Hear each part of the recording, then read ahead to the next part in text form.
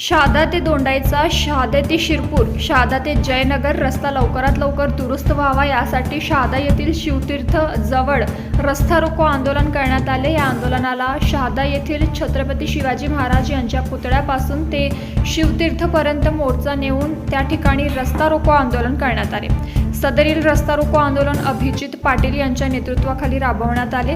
यावेळी उदयसिंग दादा पाडवी, पद्माकर वडवी, अभिजित पाटील, लक्ष्मण कदम यांच्यासह अनेक मान्यवर व कार्यकर्ते या ठिकाणी उपस्थित होते। या आंदोलनाला शहादा दोंडाईचा, सारंगखेडा, अनरद, जयनगर, शिरपूर, वडाळी अशा अनेक खेड्यापासून देखील नागरिकांनी आपला मोठ्या संख्येने सहभाग नोंदवला आहे। या आंदोलनात शहादा येथील प्रांत अधिकारी व नॅशनल हायवेचे कार्यकारी अभियंता अनंत शेलार त्यांच्यासह आदी कर्मचारी या ठिकाणी उपस्थित होते। यावेळी त्यांच्याकडून काय आश्वासन देण्यात आले ते या बातमीमध्ये सविस्तर पाहूया।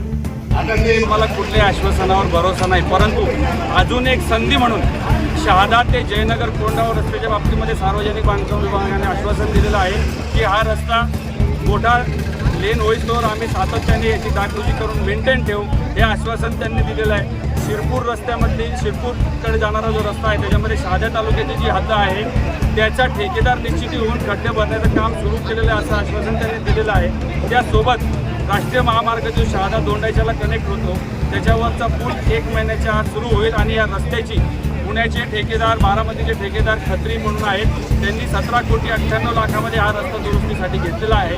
तोही लवकरात लवकर 1 ते 1.5 महिन्याच्या आत पूर्ण करण्याचं लेखी आश्वासन या सर्व विभागांनी दिलेलं आहे। त्यांना एक संधी म्हणून, तसंच बघायला गेलं तर शहादा तालुक्याचे लोक अतिशय सहनशील आहेत, त्यांना संधी म्हणून त्यांच्या शब्दाला प्रमाण मानून आम्ही आंदोलन मागे घेतलेलं आहे, परंतु आम्ही आंदोलन पूर्णपणे थांबवलेलं नाही।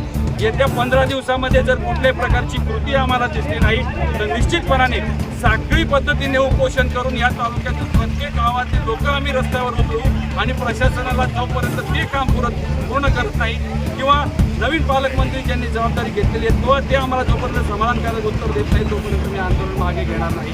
त्यामुळे आम्ही आंदोलन फक्त तात्पुरतं थांबवलेलं आहे या आशावादासह की अधिकाऱ्यांनी दिलेला जो शब्द आहे ते पूर्ण करतील हा आशावाद आमचा आहे, म्हणून आम्ही आंदोलन मागे घेतलं, परंतु आमचा आंदोलनाला पूर्णपणे आम्ही समाप्त केलेलं असं होत नाही। काही राजकीय पुढाऱ्यांमार्फत या पुलाबद्दल अतिशय दुर्दैवी असं वक्तव्य झालं की 15 दिवसाच्या आत लाईट व्हेकल्स म्हणजे 2 चाकी 4 चाकी वाहनांसाठी हा पूल खुला करण्यात येईल, परंतु समक्ष सर्व पब्लिकच्या समोर 1 महिन्यापर्यंत म्हणजे 5 नोव्हेंबरपर्यंत हा पूल सुरू होणार नाही असं त्यांनी जाहीरपणे आणि लेखीपण स्वरूपामध्ये सुद्धा दिलेलं आहे। एका प्रकारे जी पदाधिकाऱ्यांनी म्हणजे राजकीय लोकांनी दिशाभूल केली ही सर्वांना अतिशय खेदजनक वाटते आहे आणि आम्हाला कुठल्याही प्रकारचा प्रोत्साहन त्या लोकप्रतिनिधींवर राहिलेला नाही।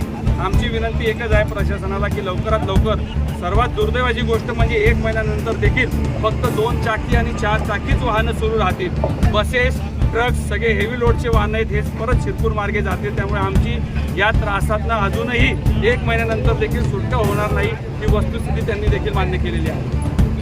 हा झाला विषय सारंगखेडा, शिरपूर आणि शहादा दोंडाईचा। तर शहादा तालुक्यात असे बरेचसे रस्ते आहेत त्याचे काम निष्कृष्ट दर्जाचे चालू आहेत, याच्याबद्दल आपण कुठंतरी आंदोलन करणार किंवा संबंधित अधिकाऱ्यांना जाब विचारणार आहेत का भविष्यात? आम्ही सातत्याने प्रत्येक वेळी शहादा तालुक्याचे नागरिक म्हणून कुठलाही सार्वजनिक विषय असेल तो आम्ही सनदशीर मार्गाने अधिकाऱ्यांना वेळेत निवेदन देऊन त्यांची संपूर्ण प्रक्रिया समजून घेऊन पोलीस प्रशासनाला सोबत घेऊन आंदोलन करत आलेलो आहोत। भविष्यात देखील या शहादेकरांचं जीवन सुखकर व्हावं याच्यासाठी ज्या काही विषयांवर आंदोलन करायची गरज पडेल त्याच्यासाठी आम्ही सातत्याने लोकांच्या सोबत घेऊन, सर्व राजकीय पक्षाच्या लोकांना सोबत घेऊन आम्ही आंदोलन करत राहू। आमचे रस्ते, आमची रहदारी जोपर्यंत सुरळीत होत नाही तोपर्यंत या आंदोलनाला खंड पडणार नाही। या रस्त्यावरती जे बळी गेले त्यांच्याबाबत आपण काय म्हणणार? सर्वप्रथम तर ज्यांचा बळी गेलाय त्यांना आम्ही श्रद्धांजली वाहिलेली आहे। ज्यांच्या घरातले कुटुंबातले गेलेले आहेत त्यांचं दुःख कधीही भरून न निघणार आहे, परंतु या आंदोलनाच्या माध्यमातून आम्ही प्रशासनाला सांगण्याचा प्रयत्न केला आहे की निगरगठ्ठपणा किंवा दुर्लक्षपणा तुम्ही सोडा आणि जे जीव जात आहेत देव करो तुमच्या कोणाच्या परिवारामध्ये नको जाऊ, परंतु ज्यांचे जीव जात आहेत त्यांच्या परिवारावर काय व्यथा निर्माण होत आहे त्याचा थोडा तरी विचार करा.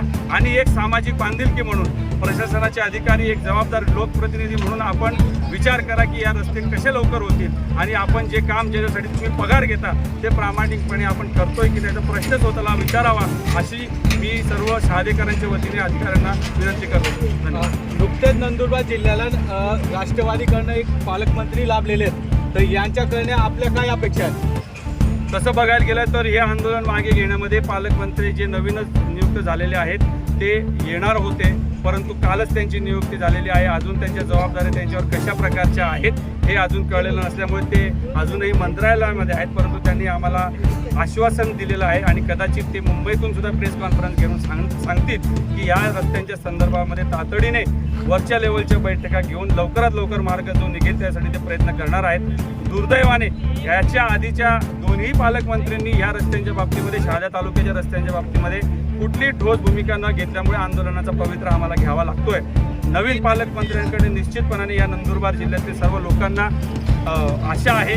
ते सुद्धा या शहादा तालुक्यामध्ये अनेक वेळा याच रस्त्याने येऊन गेलेले आहेत. या रस्त्याची परिस्थिती संपूर्णपणे त्यांना माहिती आहे, त्यामुळे ते निश्चितपणाने याच्यात लक्ष घालतील अशी अपेक्षा शहादेकरांना आहे. आता आपण सांगितलं की सारंगखेडा पुलाबाबत, तर ते काम कशा पद्धतीने होत आहे त्याची आपण पाहणी केली का? सारंगखेडा पुलाचं काम प्रशासनाच्या वतीने तसं बघायला गेलं तर अतिशय अवघड आहे, कारण की ज्या भागातनं पूल कोसळला आहे त्याच्या तो प्रमुख पाण्याच्या प्रवाहामधला आहे. त्यामुळे जोपर्यंत पाण्याचा प्रवाह 100% बंद होत नाही तोपर्यंत पूर्ण क्षमतेने काम तिथं करू शकणार नाहीत ते लोक. त्यामुळे आम्ही वेळोवेळी तिथं भेट देत आहोत. लवकरात लवकर सुरू करण्यासाठी त्यांना जे काही सहकार्य लागेल त्याच्यासाठी आम्ही सगळेजण प्रयत्नशील आहोत, परंतु तो लवकरात सुरू होईल अशी अपेक्षा आम्हाला सगळ्यांना आहे.